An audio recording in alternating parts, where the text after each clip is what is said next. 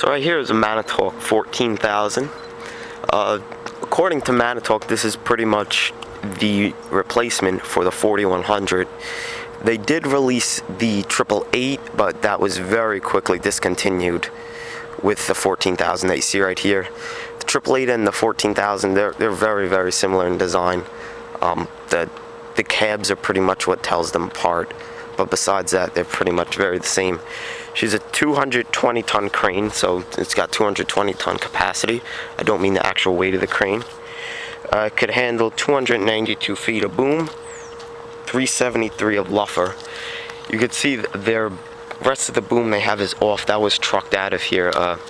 I guess it's because they're moving the crane out. It's been sitting here for like a month, so I mean I don't know exactly what they are doing with it. But to start off, to point out some of the parts of the boom. The first part you see right there, that's called the heel. The heel includes the line guides, or the guide sheaves you can see right there. And what I like how they did it here was you could see the A-frame, that piece right there, is set over. And this is a perfect example of how you could tell that the crane can assemble itself. What you do is you take the rest of your boom off there. The boom that looks like a 40-foot section is actually, it's like 39.7, and the 20-foot section you see out there is like 19.4. I really don't know why I even said that. I guess I'd get it right for the walk around. But they're not exactly 40 feet, but you know, it's a 40-footer. That's what you call it. But you could run a hook off the heel. Now it's hard to tell. I thought I would be able to see it, but on the boom sections up top there's a hook. You don't pin in 4 sections like you do on a model where there'll be a pin up top, a pin down there. There's only pins at the bottom.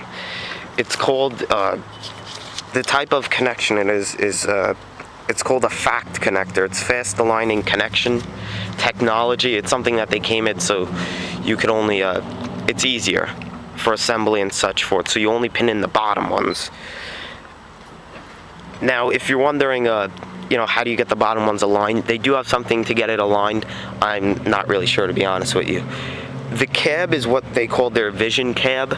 It's great because there's windows all around it. It's very good visibility and such forth.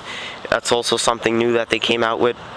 The track frames you see, they are able to, when you do take them off, you could, doesn't matter if you put the right one on the left side or such forth. They're both identical, and pretty much it really doesn't matter which side you put on which, so you won't get them confused. Now that part you see right there are the crawler drive shafts. That was also something new introduced by Manitalk, and that eliminates the need to disconnect any hydraulic systems on the crane. So another prime example of how it doesn't matter which side you put on which, because all the sides will connect. That piece you see right there is the jack for when you take off the boom and you counterweight and everything. You can see the outrigger pad. You attach it to the bottom and the jacks swing out. You could jack the crane up and then it'll take the tracks off, and or the another assist crane will take the tracks off. And you can see the A-frame there.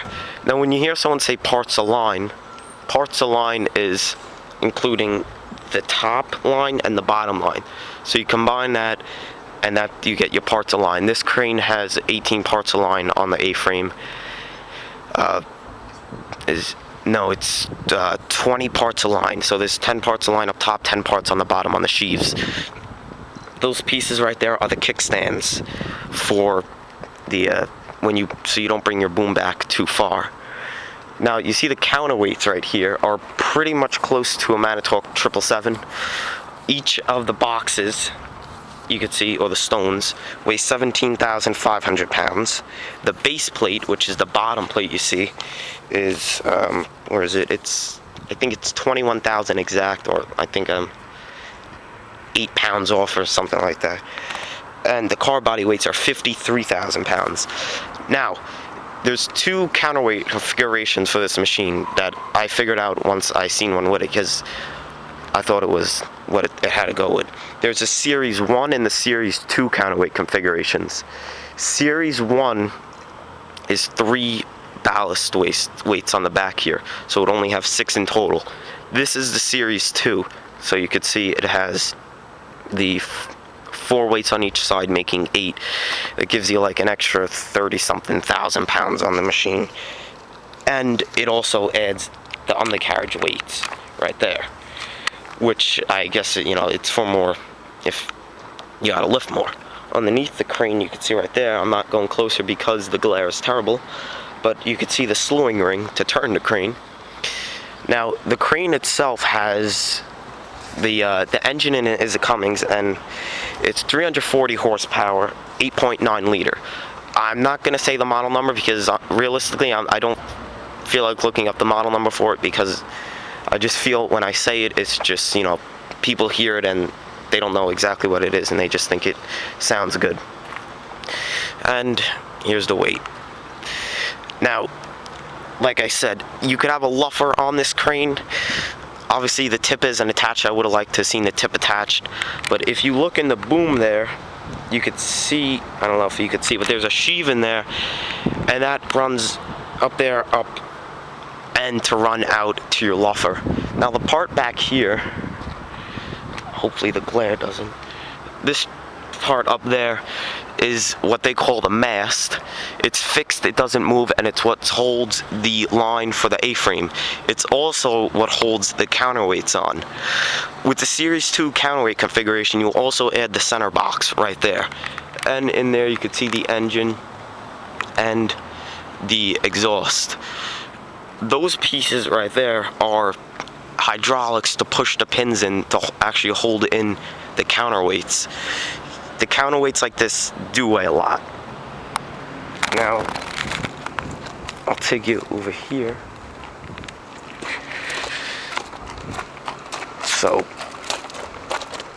it pretty much has the same capacity as a 4100. The drums are just, you know, they're inside there. So, I mean, that's really all to say about it. How they have it is, you can see that they actually use slings to do that, which is interesting. But anyway, it's for, like I said, 220 ton capacity, and there is a 14,000. I will now get a look at the whole crane. But let's see. There she is.